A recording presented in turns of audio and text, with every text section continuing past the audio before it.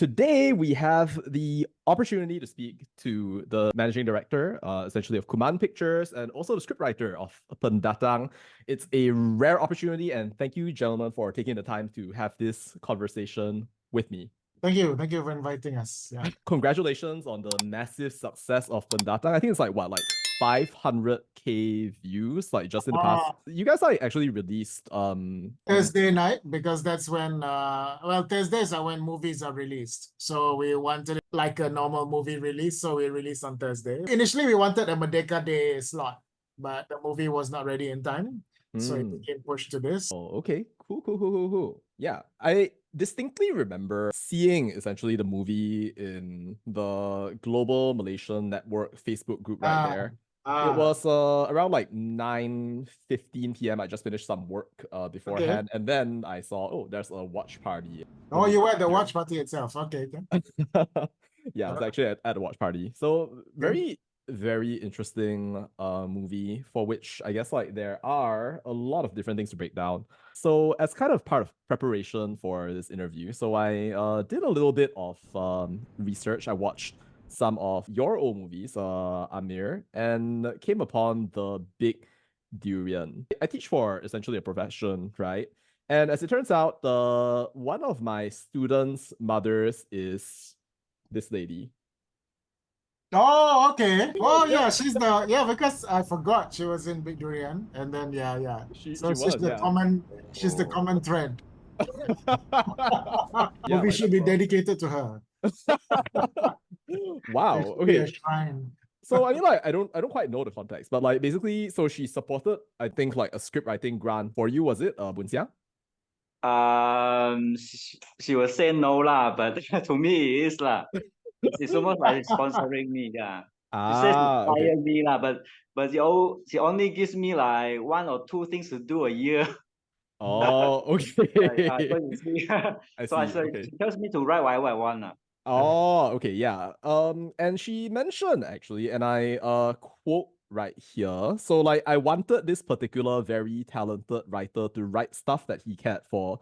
That was how it all started, and that's what she mentioned right here as well. Yeah, she was mentioning that. Okay, so like maybe you didn't know about this conversation, but yes, it was taking place. To kind of start off our discussion, so I thought to ask a couple of questions. I know that I sent you a list before. I didn't read the questions because I like to be taken by surprise. One cannot be over prepared in life. Yeah.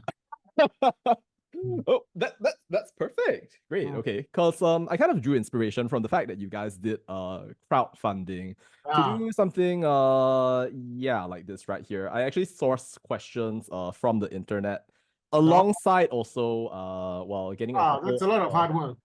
I mean, like, it's just you're doing more work than some of the journalists in the past few days who they take one tweet and they turn a news article about it. And it's like, what happened to journalism? I mean, I don't know. Like, it's just something that I find interesting, and it's something that actually captivated my attention for a whole bunch of different reasons. And to kind of start off in your minds, right? So like, why call the film Pendatang and not something else? Yeah, Boon Siang, you had an answer. Oh, okay. I use the Pendatang because it's first mentioned by Ho, the bad guy. I think he's the only one who mentions it. Huh? He's the only one who says that word, I think. Yeah. He's the only one who said that word, Ho. So we want people to think about why he used the term and why some Malay call Chinese Pendatang, and then Chinese call they try to call Malay Pendatang our spy. So I hope probably have this mentality lah. So that's why he used that term. Yeah. Okay. Cool. Would you share with us maybe what the initial inspiration for Pendatang was? What was going through your mind as you were writing out Pendatang? I got the idea, I think, after Loya incident. So during that time, I saw like netizens from different races. They are like have completely different views on the same incident. So I'm like wondering why, how come this can happen? Like it's the same incident, but people have like totally different views on it. So it inspired me to write something that can create a dialogue between races. I think it's the Lombok incidents which gave me the motivation to write. I see. Yeah, I was just Googling that. That took place in July 2015. Yeah. It sort of seemed longer than I thought because, it seemed like 2017 or 2018 or something like that. But yeah, it's 8 years ago. I see. So, just for the entire audience to get up to speed, it's basically a riot, essentially, Yeah. whereby you had 7 men fight with one another over theft and a misunderstanding of smartphones. Lovely. You went from essentially the Lao Yat incident over to sort of like writing Pendatang, I guess. So then, like, what led you to choose dystopia as a genre? Actually, the foremost reason for all the creative decisions is cost lah. We try to keep the cost down. I just have to imagine a world where with limited characters that I can tell the story lah. That's the main reason. Is the cost. I see. Okay. Yeah, and Mhm. yeah, that's it. Let's now talk a little bit about crowdfunding as a desired method of funding the movie. When you think about Pendatang as a film right here, so like, what parts of the film do you think would have actually been censored if you had opted to go the traditional route of maybe seeking out finance funding as opposed to, well, pursuing the strategy that you did? We've been a bit of a victim of media clickbait. It started with an article from overseas. I should not mention the newspaper, where the headline made it seem like, we're running away from the censors. That's why we're going to YouTube. But that's not actually the story. Story is from the start. When we knew it was going to be crowdfunded, we wanted to make the result freely available, no profit element, because didn't want to ask for something to be 100% crowdfunded, and then I make money out of it. So it looks a bit dodgy, right? So since it is 100% crowdfunded, I wanted to say, give us money, and in return, we will give the whole world this movie. So censorship was not even a main consideration. But of course, when it came to evaluating the script, part of our brain did think, oh, there might be problems with this. So, but we don't want to compromise it. So we wanted to keep it true to the spirit of the script. But there are other reasons why we could not have gone for conventional studio kind of financing, because maybe it was seen as too bleak, or that kind of thing. And they would want popular actors, which maybe that's not the route we wanted to go. So it wasn't that our first instinct was, oh, this movie is gonna get in trouble with the censors, therefore let's just go to YouTube. Yeah. So as to your question, that's an interesting one, because what parts do you think they would have problem with? Our censors are quite unpredictable. There are certain things which you didn't think they would ever have problems with, but they do, and vice versa. So, for example, look at what happened to Tiger Stripes, where the character of played by Sam, Sohazi Sam, he's not even allowed to say Assalamualaikum, right? He opens his mouth, and you just see him go like that, So I've never seen that happen in a movie. No, I have. Tan Chui Mui's first film, there was a Chinese character turning up at a house, and he didn't know who owned the house, but it looked like a Malay house. So he said Assalamualaikum, and that was muted. In their own logic, maybe they thought, oh, it's like a Chinese couldn't say that, because even though Assalamualaikum is not even a religious phrase. But in the context of Tiger Stripes, why would a Malay actor not be allowed to say it? So I don't know what LPF's reason is. And it's good that I don't know, because maybe if I know too much, it may mess with my mind. So I just say that I don't think like a censor, and they let them do their job. There are more power to them. I'm sure they're very nice people. But for this, I did not want to go through that just for this. But after this, all our future movies, we may have to meet them again. So I I don't mean- want to burn too many bridges here. So they're lovely people, and you know, whenever we go there, they serve food. It's very nice. Yeah. I see, yeah. And it's actually kind of interesting because like Fred shared this with me when I spoke with him yesterday, that essentially the FINAS chairman basically thought that your movie should actually be screened in schools. So then like that was an interesting sort of like take right there. That essentially like our country, right, seems to not really be, shall we say, intent, at least as far as I can see, on restraining these kinds of conversations, but instead almost seems to be encouraging these things. And that seems to almost dovetail with like what you mentioned about like maybe censorship not really being a primary concern.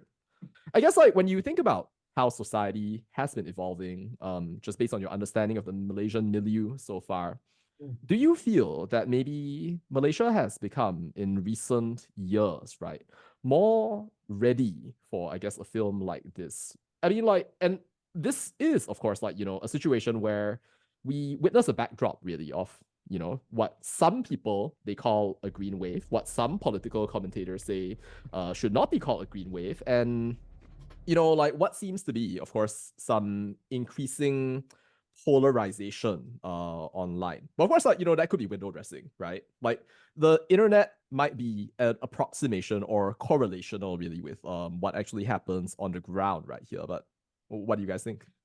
Well, talking about the Green Wave, my favorite activity this year was co-organizing the Pesta Film Kota Baru, whose t-shirt I'm wearing.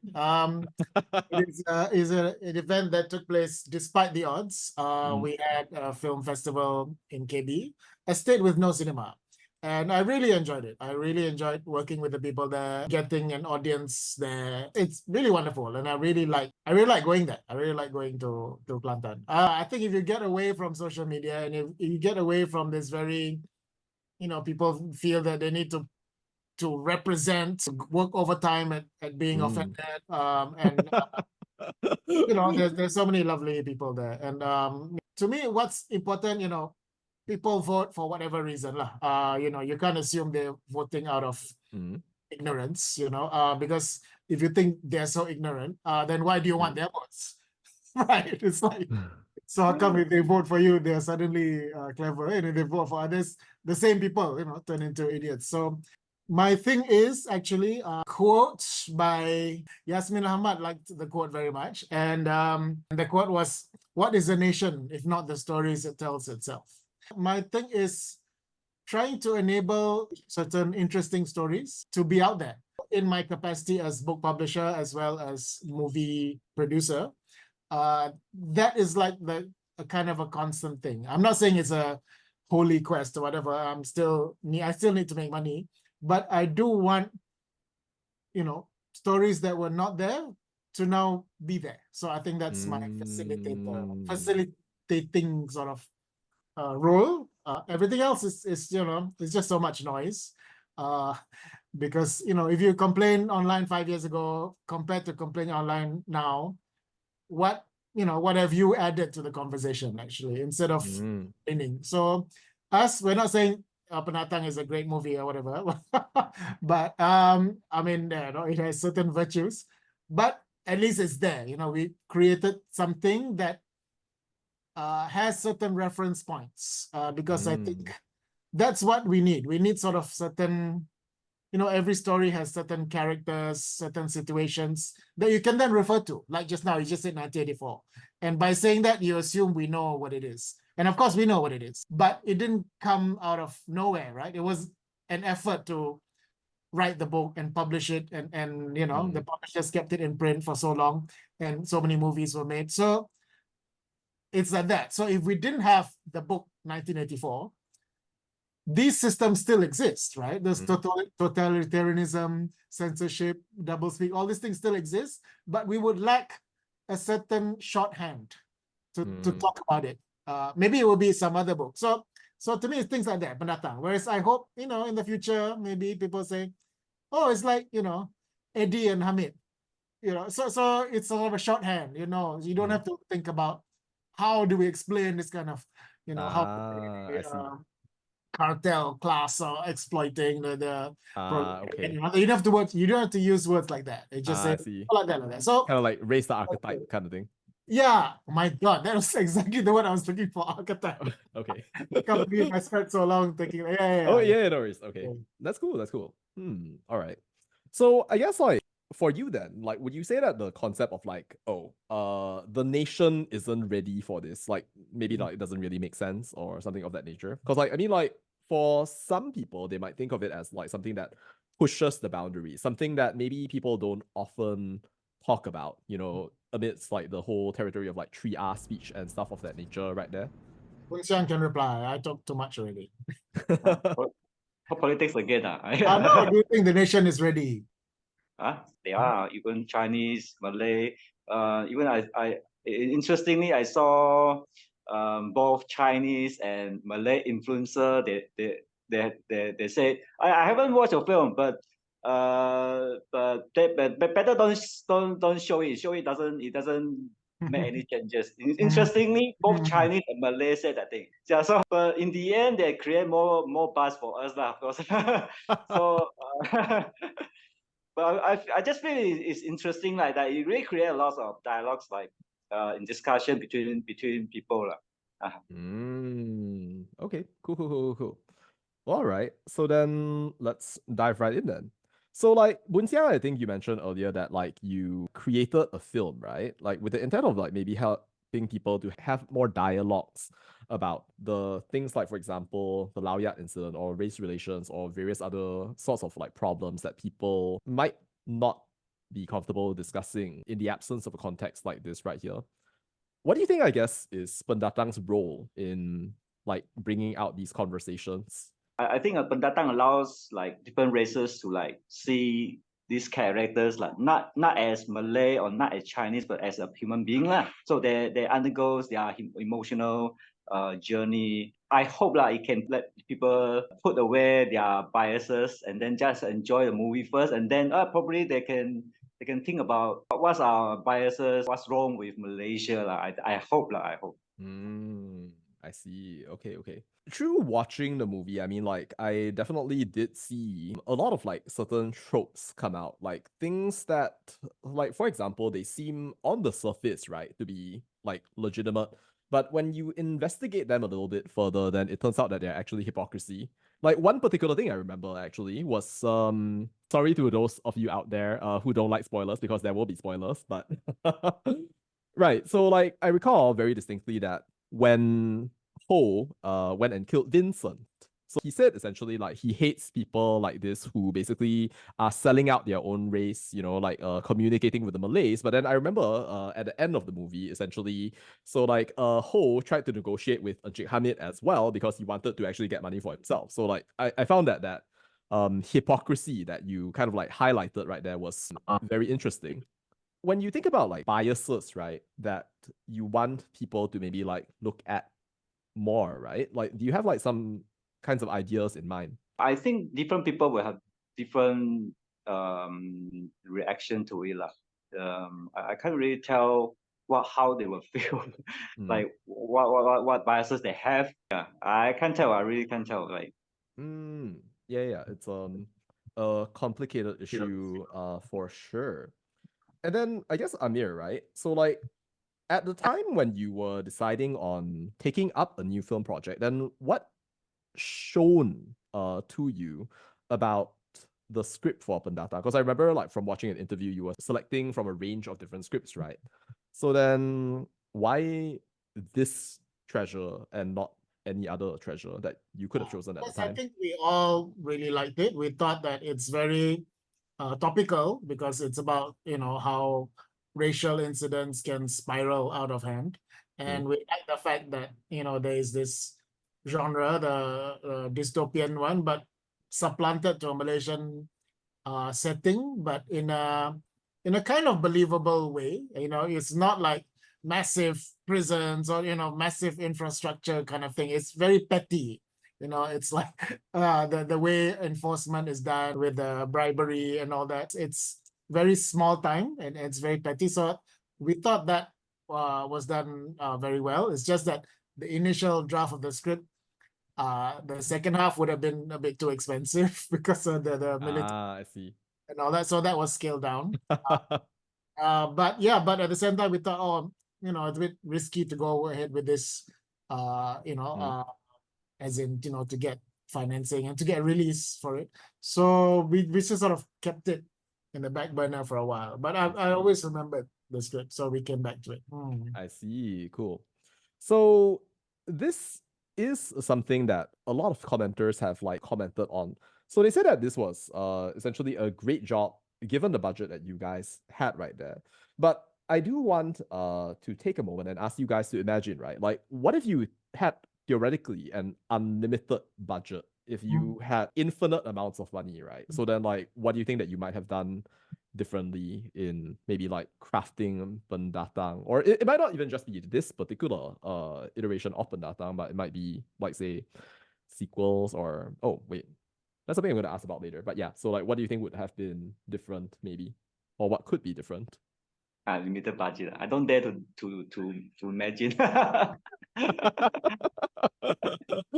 I'm sure that many Malaysians would be inclined to support you guys given this project right there. But who knows? I mean, like, it could be something to think about for later as well. Okay then. So let's now think about the universe that you have in Pendatang right here. So like from actually watching people's comments right here, so then like people seem to think, especially if they haven't actually watched the movie at the sort of like outset right there, that oh, it's a communist society. It's not, right? I want to correct. It's not a communist. I think this is it reflects who we are. We Malaysian actually not just Chinese. Malay they see Chinese in militia uniform. They are communists. So it's the immediate response. Like actually it's not. The story is like there's a racial riot. It's called the 927 incident. Okay, it broke out. It spread into several states in Peninsular Malaysia. Okay. After a car accident. Okay, I don't want to talk much about a car accident. You can imagine.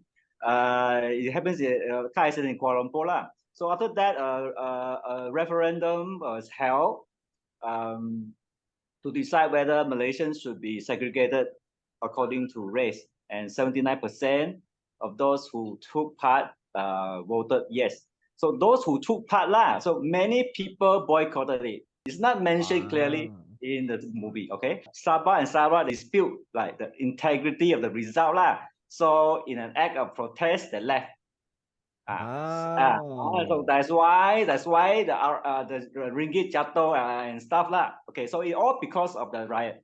I see. Thank you so much for clarifying. That was really helpful. Because it's not. I know it's not clear in the movie. And then and because the story happens around 1.5 years after the incident, so everything is like still people are still trying to like get back to their life lah. And then after the Segregation Act is implemented, so you imagine like Chinese area lah. Let's say Chinese area, if they want to set up a new area, there won't be enough policemen, right? Because most of them are Malay, right? If you think logically, realistically. So there are going to be militia, they are needed temporarily. So this is not for permanent. The militia are only temporary. Transitional period, you can call that. Oh, yeah. I see. Yeah, I think that people do misunderstand that part of the script. Although maybe just on a surface level, there are some things that seem to be analogous to, well, the way in which a communist society might perhaps act. If you, of course, like, were to take the chain of logic, like you have this military organization that seems to be, well, controlling the supply of gas, controlling the vehicles that you use, controlling which house you happen to live in. They're just assisting. They're just assisting the government. There's a government. They are just assisting the government. Okay. Interesting. All right. Well, thank you for that clarification.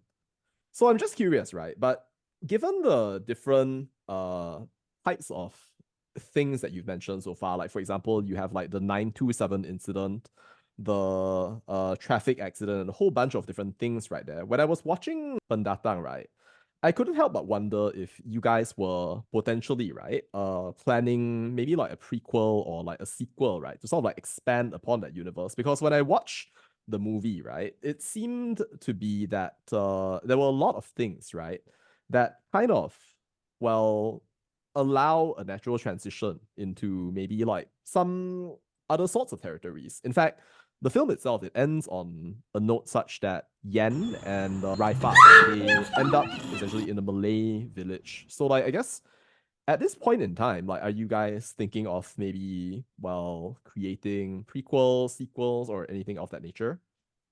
Nothing is confirmed yet. I'll just I'll just say that nothing is confirmed yet, because I will only confirm is if there is a script, because otherwise it'll be like premature. But I see. Okay. let's just say that initially there was no plan at all. Initially there was no plan to do any kind of spin-off, well, because this is our 7th movie, and our first 6 movies, nobody ever asked for a sequel.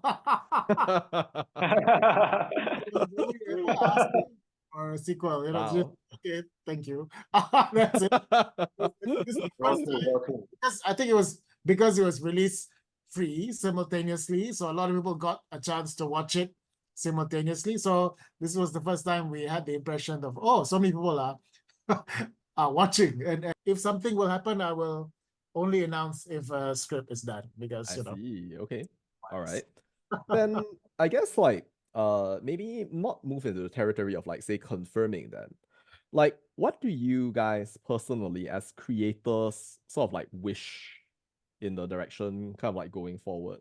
Would you personally want maybe like a sequel or like maybe a prequel to take place? And to add some context, by the way, so I actually had a chance to talk to the people who logically would be the stars in the event that you were to actually make a sequel. So I actually talked to Yen, so Shireen, and also to Raifa right there. And yeah, so I asked them actually, like, would you be down to maybe like take part in the sequel if you actually were given the opportunity? And they said yes. So like that's a vote in favor of that. But yeah, so like what do you guys think? Like, do you personally want a sequel or potentially a prequel to allow you to expand this universe that you guys have created? Okay. Boon Siang, what do you think? I think Well, you're the creator, so actually writing this with small budget is really tough. okay. Yeah, it's really tough. Especially like when people say, "Hey, why village area?" Yeah, it's for cost lah, for so we can shoot cheaply lah. That is the main consideration. So let's say like next episode, village again, because if you want to go to shoot in town, whoa, how much is that going to cost? Yeah. Okay. So it's a sort of like budgetary consideration lah. So like if you have unlimited budget, then can I then infer that maybe like you'd be able to shoot in many other areas and like potentially like take on like other sorts of opportunities for scene selection, like talent and like other things like that? Yeah, of course. Yeah. I see. Okay. Yeah. Cool. I All right. like the idea of unlimited budget. Yeah. If unlimited. Not a good thing, because you always need a limited budget. You always need a finite budget. It's kind of obscene to spend too much on a movie. So of course, you know, you need to pay people, but I don't like the idea that, you know, I see. Okay. me, you know, a lot of my favorite films are very small films.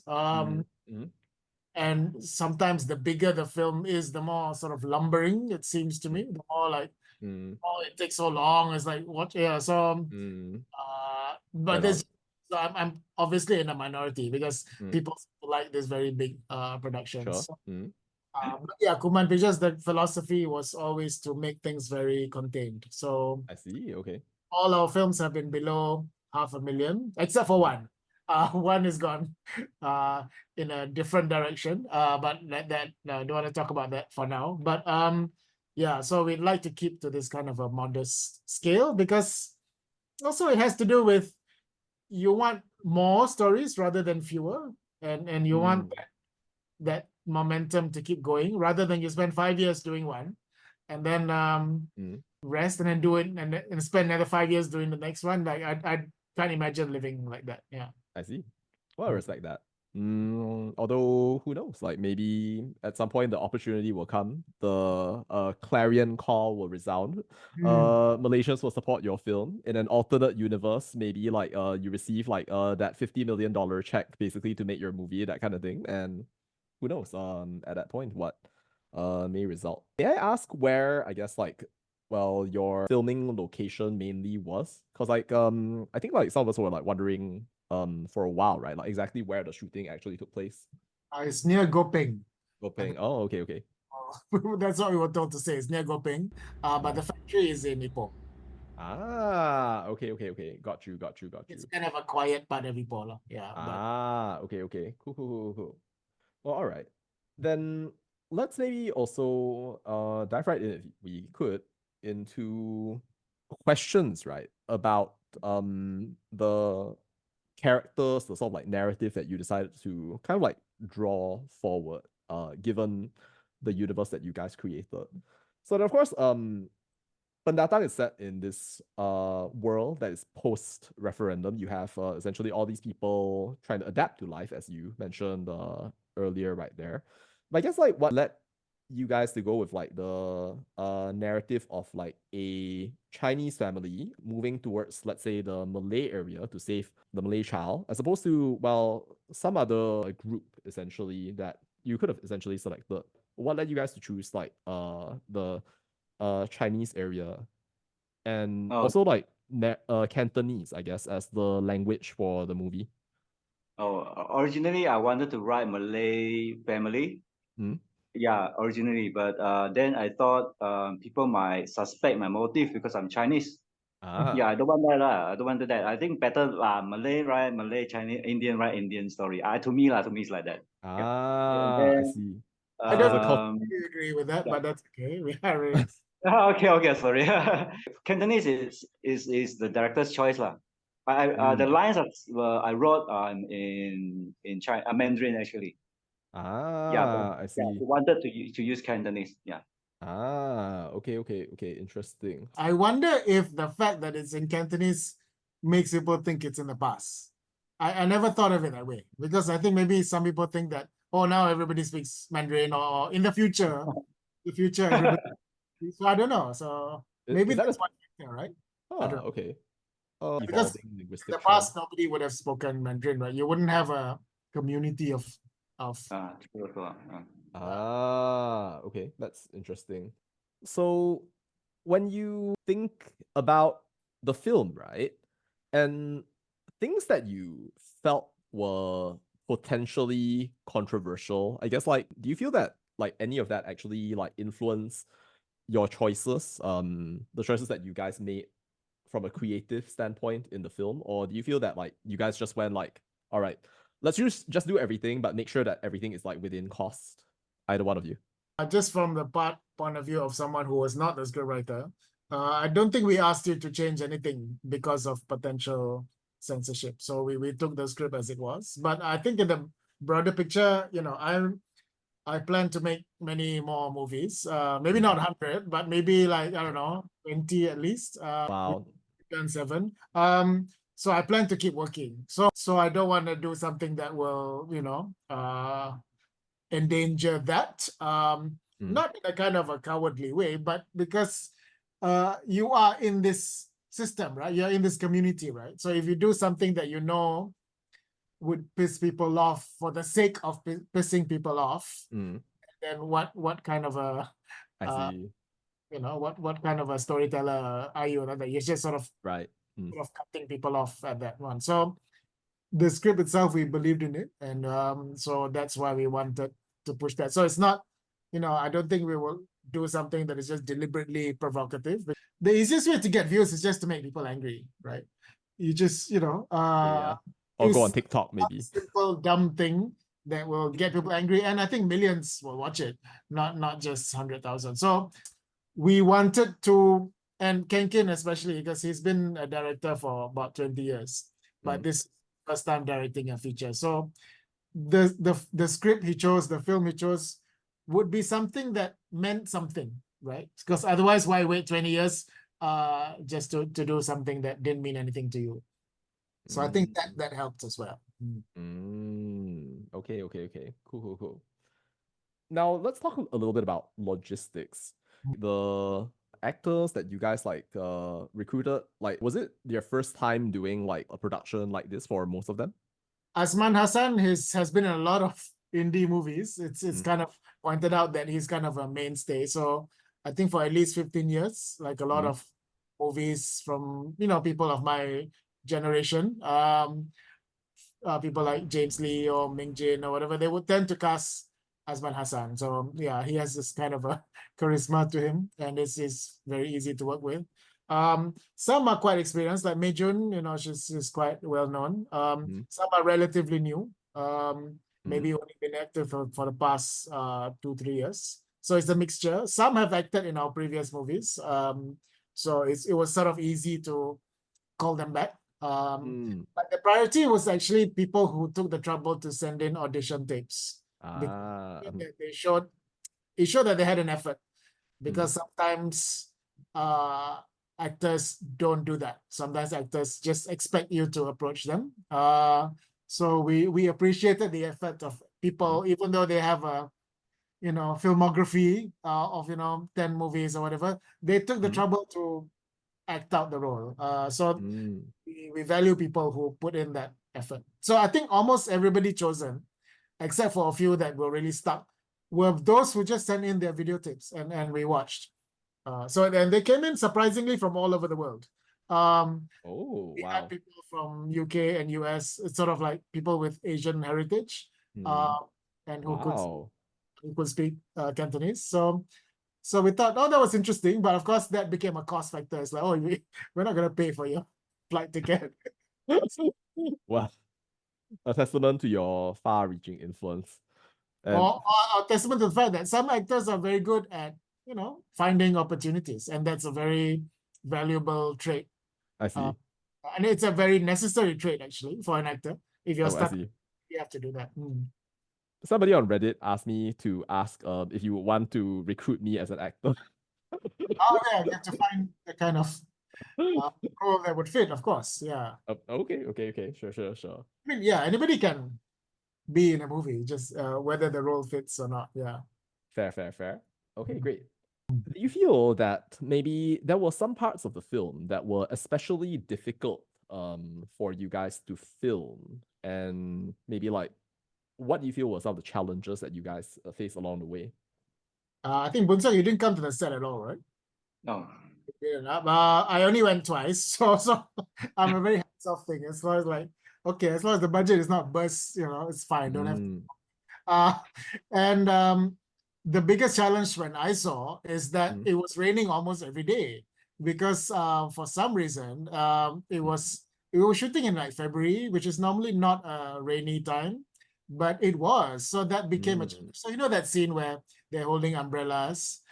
It's because it kept going from raining to not raining to raining to not raining, and you couldn't delay that scene anymore. You can't postpone it to the next day. So it was decided that, okay, have them hold umbrellas anyway, so that it won't look dumb if it suddenly rains. But even if it stopped rain, it looks like, okay, it just raining, that kind of. So these are decisions that I suppose James Cameron doesn't have to make. But it's certain compromises. When you shoot in 15 days, you have to not endure, but you have to make do. You have to be very resourceful. So that umbrella thing was definitely one of them. Yeah. Wow. At least one person on YouTube commented, why are they holding umbrellas? It's not raining. Well, it was just an hour ago before that shot, it was. Yeah. That also impacted that certain indoor scenes, you can't wait anymore because you will lose daylight, but it's raining, so you have to shoot anyway. So all the dialogue had to be dubbed later. So certain scenes, whereas initially the idea was don't dub anything all live, but you couldn't avoid it. So things like that, which is just part of production. But it was a fantastic team. The producers on ground, Gabriel and Wei Sin, they kept things tight. Okay, cool. Yeah, I mean, like, just also from like the logistical standpoint, like Kaida was mentioning to me when I messaged her earlier that like some scenes, like for example, climbing the rope, like you guys actually had to like help out with that. And like she also mentioned that her parents brought her to a zoo to get her used to snakes, that sort of thing. Yeah, I can't So stand snakes myself, so you can't sense it yourself, okay. yeah, I was not around. So props to People her. people walked out. Some people who saw it in private screenings, like when they saw the snake, they had to walk out. Oh wow, okay. At least that's the reason they gave. It's just like what? It's like, oh, they just made up an excuse that they had a fear. Whoa, whoa, whoa, whoa, whoa. Don't question your work. You did a good job. Okay. Okay then. Mm, did you guys like have any and like this goes out to both of you actually, and like maybe let's start with Boon Siang. Do you guys have like any scenes that you thought were like your favorite, like things that maybe like you really enjoyed, like from Pendatang? My favorite would be, I think, the interaction between Hamid and Ho. Yeah, Oh, yeah. Enjoy. right. What stood out to you? Like, what do you enjoy about that scene? No, they have a chemistry. Very good chemistry. Yeah, best friend. Then like the next minute it's like, yeah, like things go south. What about you, Amir? I like a lot of the scenes in the first half when we are just starting to realize things will not go so smoothly after all. So this certain the way it's blocked and Mm. all that. So I can't pinpoint at any particular scene, but I think most of my favorite moments are in that when you're anticipating something. Does that mean that you only want to watch that scene again and again? No, but yeah, the anticipation usually is the best part. Mm. Okay, okay, cool, wonderful.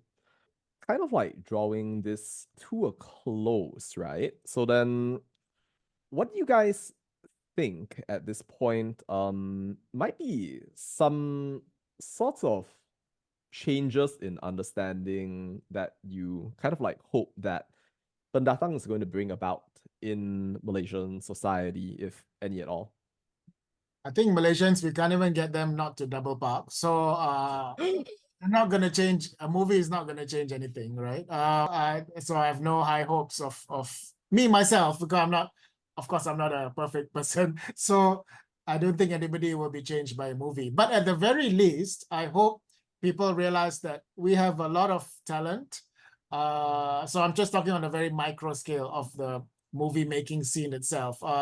If given the time and given the opportunity, we have so many good writers and actors and all that, and directors and all that. So, and a few people commented that, oh, this is the best Malaysian movie I've ever seen. I don't believe that.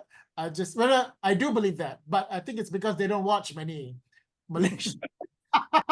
So Oh. if you've only seen 5 movies in your life, of course, you know, easy to be the best one. So I hope it will make people more curious to find out. I mean, I'm very happy that Abang Ade has a lot of buzz. And there's few other movies this year like that, and there will be more next year. So once you have these various different kinds of stories, I think things will happen. Not so much a change in mindset entirely, but at least certain conversations can start, certain links can Mm. be watched. That's why it'd be great if people can watch this in a group and then later just talk a bit about it. I You don't have see. to have like a seminar, but just say, oh, is it like that? Oh, do you know? Mm. People actually do that, So I think that's the best you can do is to introduce certain hints rather than, oh, this movie is going to change you. I'll be very worried if a movie can change people. That means it's some fascist kind of mind tool. Or And people just aren't like thinking too I much. wouldn't want to be changed by a movie. Yeah, but it will be part of mental repertoire. And I think because somebody on YouTube commented obviously to Needle, I said, "Alah, Abang Ade is better." So the reply was, "Well, thank you for supporting Malaysian cinema because it's not a Mm. question of competing, but it's to grow the thing, grow the conversation or whatever lah." Okay, cool, cool, cool. Oh, speaking of which, I want to plug something, but I'll let Boon Siang speak first. Huh? About what? Why don't you speak first? I can just plug. Go ahead. He'll edit it anyway, so it's okay. Oh, I don't have anything to add. You say what I want to say. Yeah. I don't know when you're airing this, but in early January, we will announce our third script writing contest. Mm. And each time we've had a script writing contest, we had over 100 entries. And I think most of them have never written a script before because they don't follow the conventional kind of format sometimes. So if your listeners out there would like to try writing a script, do so and just follow the rules and regulations. Mm. It has to be horror or thriller, and it has to be somewhat small scale. But yeah, I think it's a good way to think about what kind of story you want to tell, if chance, yeah. So the winner, we will film it lah. Okay, incredible. Cool. And sort of like to end with the beginning almost. With Lau so Yang that- Yuan.